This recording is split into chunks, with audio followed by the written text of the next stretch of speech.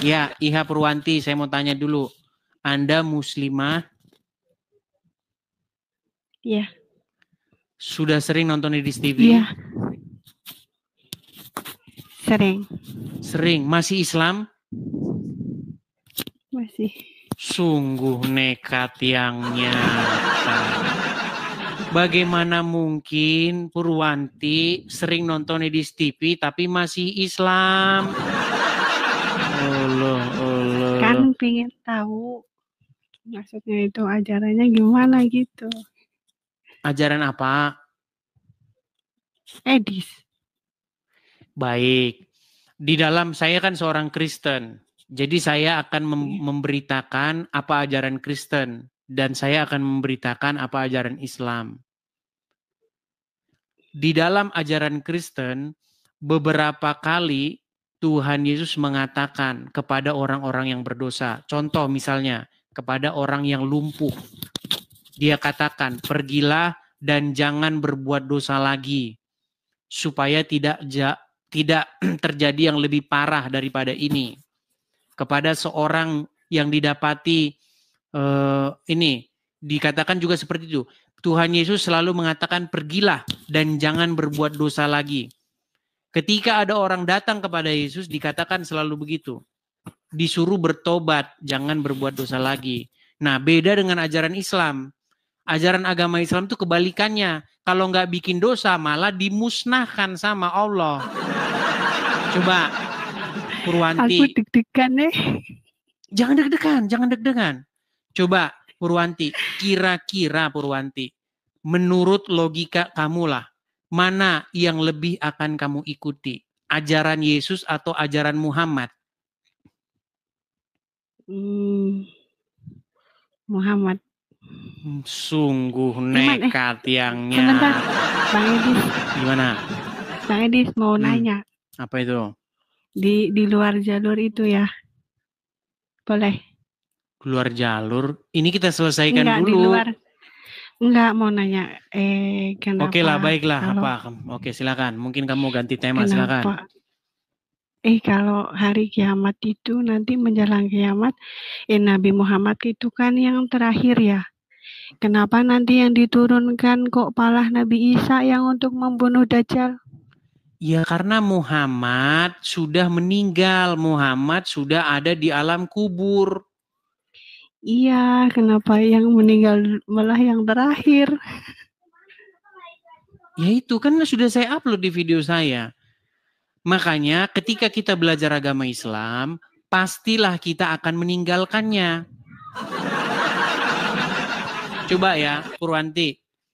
Menurut agama Islam, siapakah Nabi yang terakhir? Nabi Muhammad. Menurut agama Islam pula, siapakah Nabi yang akan datang? Maksudnya datang gimana? Nanti Nabi yang akan datang di akhir zaman dan membunuh Dajjal siapa? Nabi Isa. Berarti siapa Nabi yang terakhir? Nah, kan? Setiap satu statement di dalam agama Islam itu akan memukul kepala orang yang membacanya. Iya. Bagaimana mungkin kamu percaya Muhammad Nabi terakhir? Tetapi di detik yang sama kamu percaya akan datang lagi Nabi setelah Muhammad, namanya Nabi Isa. Sedangkan Dajjal itu kan katanya suka itu kayak mitnah gitu ya, terus kayak adu domba orang. Ini bukan masalah Dajjal itu adu domba atau bagaimana. Artinya iman Islam itu sudah bubar kalau dikatakan bahwa Muhammad itu Nabi terakhir. Sementara setelah dia masih akan datang Nabi. Betul nggak? Iya. Kalau kamu sering nonton channel saya, Purwan, kamu nonton channel saya itu hanya lewat saja atau benar-benar kamu tonton betulan? Belum lama, itu kan aku pas lihat di akun temen ada yang ini, Edis TV, aku nyimak. Terus buka Facebook juga ada. Iya, kepada yang gini-gini kalian perlu share ini biar mereka ini mengenal kebenaran. Jadi banyakin kalian share siaran ini, share kepada sebanyak-banyaknya umat muslim. Begitu. Karena mereka harus mendengar ini. Jadi begini, Purwanti. Saya tahu kamu tidak mempelajari agama Islam. Itulah sebabnya kamu masih Islam. Saya tahu itu. Coba, Purwanti, hal apa yang membuat kamu itu kok masih bersikeras memilih Muhammad padahal kamu sudah nonton channel ini? Kebaikan apa memangnya yang hendak kamu teladani dari Muhammad? Karena udah dari orang tua agamanya itu. Nah, iya, berarti karena tidak mau mikir. Coba seandainya kamu berpikir, Purwanti, Tuhan Yesus mengajarkan supaya jangan berbuat dosa. Muhammad sebaliknya mengajarkan kalau kamu nggak bikin dosa, kamu akan dimusnahkan. Bahkan sebenarnya kamu itu kalau berbuat dosa, kalau kamu mencuri, korupsi, Allah itu tidak akan menghukum kamu. Coba, kamu percaya nggak dengan takdir Allah? Iya, makanya itu kan ada qada dan qadar itu udah nasib seseorang udah digariskan ya. Udah digariskan sama Allah kan? Tapi misalnya iya, seseorang tapi kenapa nasib orang itu tidak bisa berubah kalau orang itu sendiri tidak mau merubahnya? Iya, makanya itu bertentangan. Kenapa harus kan ada ayat di dalam Al-Quran yang mengatakan sesungguhnya Allah tidak akan merubah satu kaum jikalau kaum tersebut tidak mau merubahnya, betul? Iya. Nah, masalahnya itu bertentangan dengan statementnya Allah. Kalau sudah ditakdirkan Allah, gimana mau berubah lagi? Betul nggak? Tapi kenapa nggak bisa berubah kalau kita nggak berusaha, itu yang bikin pusing. Kenapa nggak sinkron? Iya, makanya saya bilang bikin pusing. Ajaran agama Islam memang bikin pusing, Purwanti. Iya. Bukan begitu, maksudnya itu kalau belajar kan bukan cuma kulitnya aja, dalamnya juga. Coba pelan-pelan ya, Purwanti ya. Menurut hadis, menurut perkataan Muhammad, sesungguhnya takdir manusia itu sudah ditetapkan, sudah dituliskan. Bahkan sebelum diciptakan pun sudah dituliskan. Betul?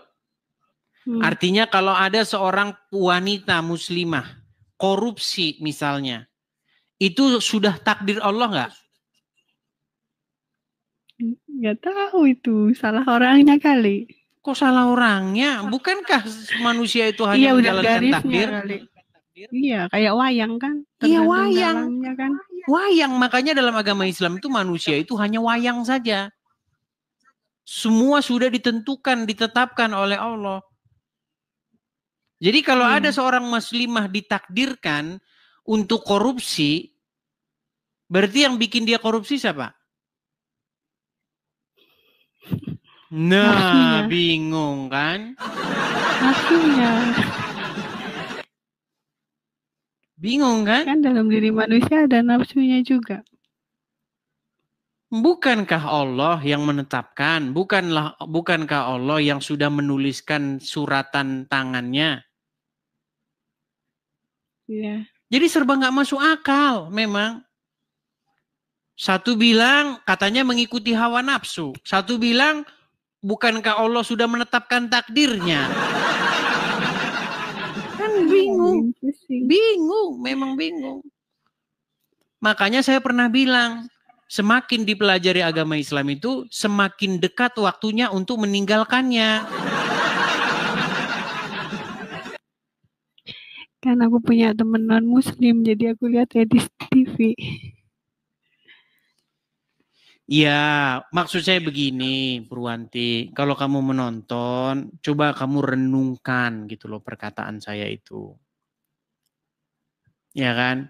Mumpung belum. Ya kayak yang lihat kayak orang haji itu kayak nyium-nyium Ka'bah itu emang kalau Ya, itu aku lihat kan. Itu kalau dilihat-lihat itu emang kalau kita kayak ke sana kayak apa ya? Bukan pakai hati gitu. Itu sama saja nyembah berhala sih. Ya iyalah. Makanya menurut aku kalau buat orang yang punya duit banyak itu sebelum ke sana itu lihat orang sekitarmu yang membutuhkan, bantu dia gitu. Daripada ke sana kayak gitu kayak ngelilingi Ka'bah kan gitu kayak orang nyembah Muter-muterin batu. batu, ya kan? Nyium-nyiumin batu, memberi Iya, terus salam kepada batu. pulangnya dapat gelar haji kan itu kayak Iya. gimana gitu. Ya itu namanya bisnis Arab. Iya. Tapi saya senang, Purwanti. Artinya kamu nangkep dengan pesan yang saya sampaikan. Artinya kamu berpikir kan. Nah, umat muslim saya rasa tidak satu dua yang seperti kamu yang nonton channel ini. Soalnya kan itu kan aku orang Jawa ya, jadi kan nggak harus belajar agamanya kan agama itu banyak aliran Jawa Islam itu. Jadi kayak aku ikut yang kepercayaan juga sih maksudnya kayak nggak melulu kayak syariat aja itu. Kalau syariat kan tergantung pada buku. Ya gitu. Maksudnya kayak emang arti belajarnya haji itu apa enggak, sih? kayak perjalanan gitu kan. Kalau diterjemahkan ke dalam bahasa Indonesia apa arti haji itu? Kan nggak tahu sih? kan makanya. Pergi haji bila mampu kan kayak Iya, perjalanan jauh. haji itu adalah sapaan kepada tamu, pengunjung. Iya, makanya saya bilang orang Islam itu sering menggunakan kosakata bahasa Arab, tapi mereka tidak tahu. Makasih yang sudah berbagi. Tapi itu Purwanti yang mau saya bilang sama kamu. Jangan sia-siakan waktu, ya kan? Kamu sering dengar, kita sudah sering membandingkan di sini ajaran Yesus dengan ajaran Muhammad. Itu sudah sering kita bahas. Ya, apa yang membuat kamu berat begitu untuk meninggalkan Muhammad dan mengganti Muhammad dengan Yesus itu apa yang membuat kamu berat? Aku sendiri maksudnya itu aku kan Islam, cuman aku kan kayak kepercayaan Jawanya ya. Jadi ada kata-kata itu gini. Apa itu kalau Tuhan udah menyatu dengan dirimu, apa saja bisa kamu beli gitu misalnya gitu. Cuman cara menyatukan diri dengan Tuhan itu aku masih nggak bisa, susah gimana caranya menemukan sedangkan kita masih bingung. Ya, jadi begini ya. Kalau kita itu di dalam Kristen ada yang namanya Roh Kudus, rohnya Tuhan. Atau mungkin kalau bahasa Jawanya itu roh suci. Ya, pernah dengar? Ya, roh kudus atau roh suci. Nah, itu di dalam agama Kristen itu adalah yang menuntun, yang mengendalikan supaya seseorang itu hidup sesuai dengan kemauan Tuhan. Makanya ada lagunya supaya Roh Kudus itu hadir, tinggal di hati orang. Nah, itu maksudnya supaya kita itu menyatu dengan Tuhan. Nah, ketika Roh Kudus tinggal di hati seseorang, maka orang tersebut akan berjalan di dalam kebenaran. Gitu loh. Nah, sedangkan di Muslim sedangkan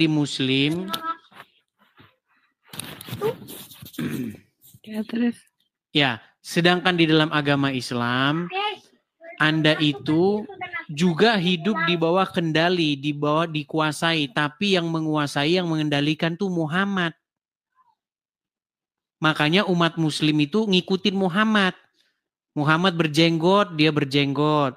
Muhammad istrinya banyak, dia istrinya banyak. Iya. Muhammad pakai calak, dia pakai calak. Muhammad jidatnya hitam, dia ikut-ikutan jidatnya hitam. Sedangkan kekristenan tidak bicara itu. Iya, ada yang pakai cadar, padahal itu budaya Arab, bukan budaya Indonesia. Iya, biasanya kalau pakai cadar, ya yang penting nggak masukin itu loh, masukin ini. Masukin barang-barang di Indomaret. Menutup aurat katanya. Padahal itu budaya Arab. Kita di Indonesia. Iya, jadi maksudnya begini, biar kita tidak melebar kemana-mana. Yang saya ingin sampaikan begini, kamu kan tadi berkata bagaimana cara kita itu terkoneksi lah mungkin bahasanya, tapi bahasamu tadi adalah menyatu, betul nggak? Iya. Menyatu dengan Tuhan. Nah itu sebenarnya ada, itu ajaran Kristen seperti itu. Jadi di dalam Kristen itu bahwa manusia ini itu merupakan bait Tuhan yang sejati. Tahu bait nggak? Itu kan aku bahasa Jawa itu pas di pesantren itu Pak Ustadznya bilang, yen Allah wis manjing ning awakmu apa wae bakal iso ketuku. Iya, maksudnya begini. Kalau di dalam kekristenan, tubuh kita ini adalah rumah Tuhan yang sejati atau bait Tuhan yang sejati. Makanya supaya Tuhan itu tinggal di diri kita. Bagaimana? Yaitu rohnya itu tinggal di hati kita. Supaya roh itu mengendalikan diri kita, begitu. Itu dalam ajaran Kristen.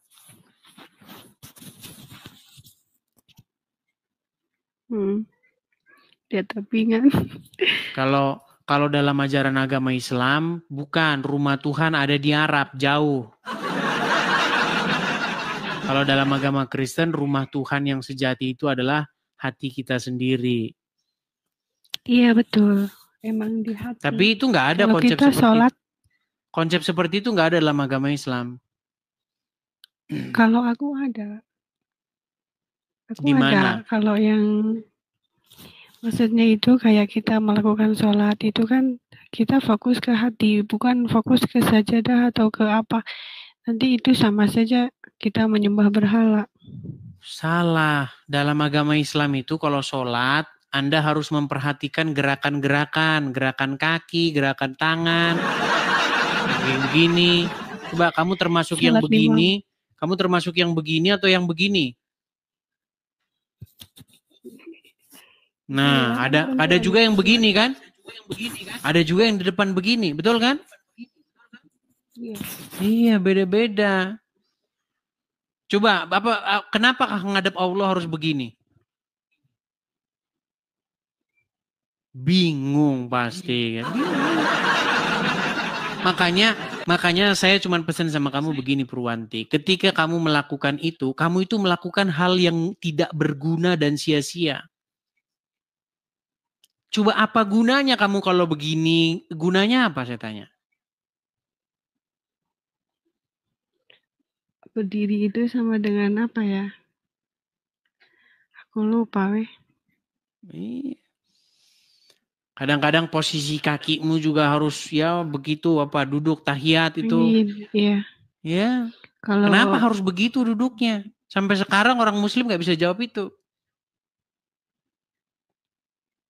Itu yang disebut dengan ritualisme, ritual-ritual, kegiatan-kegiatan fisik ritual.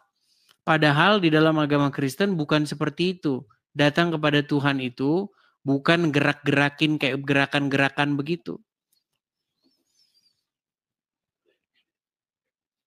Seperti itu.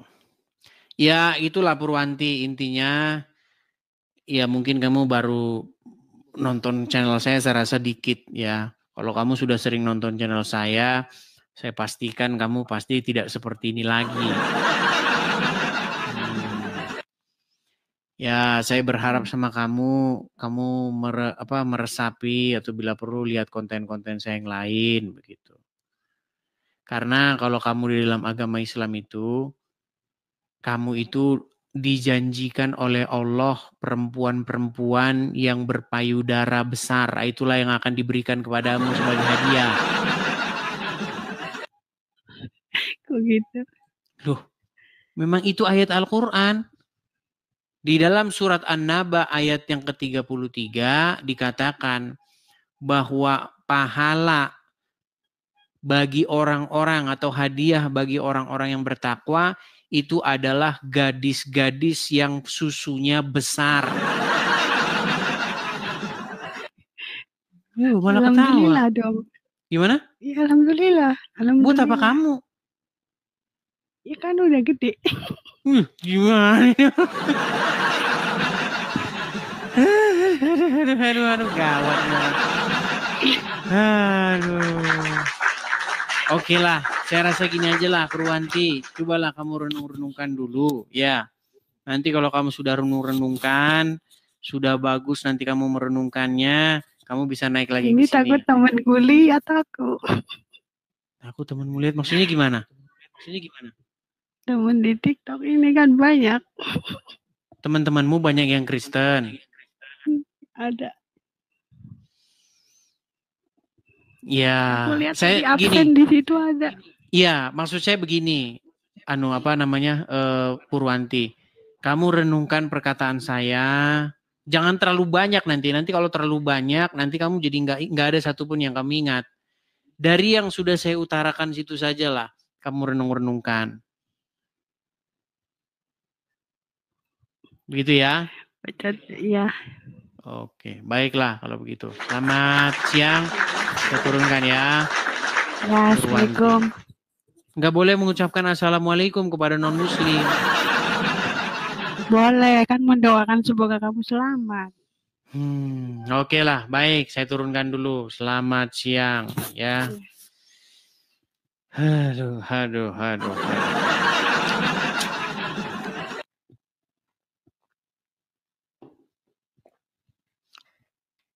Ya, intinya maksud saya begini teman-teman. Mau pansos, mau atau apakah dia begini. Saya memberitahu begini bahwa banyak orang-orang Islam itu sekarang tontonannya itu edis TV. Begitu. Jadi ini sesuatu yang baik gitu loh. Makanya teman-teman bagikan siaran ini kepada teman-teman kalian yang muslim-muslim. Coba bro, kamu nonton ini coba bro, bilang-bilang. Coba bro, ini gimana nih bro? Apa benar yang diomongin dia ini gitu? Betul nggak ini orang ngomong begini? Kok saya lihat dia ngomongin agama Islam begini ya? Nah, itu kasih aja, bagi aja. Oke, kita kasih naik ada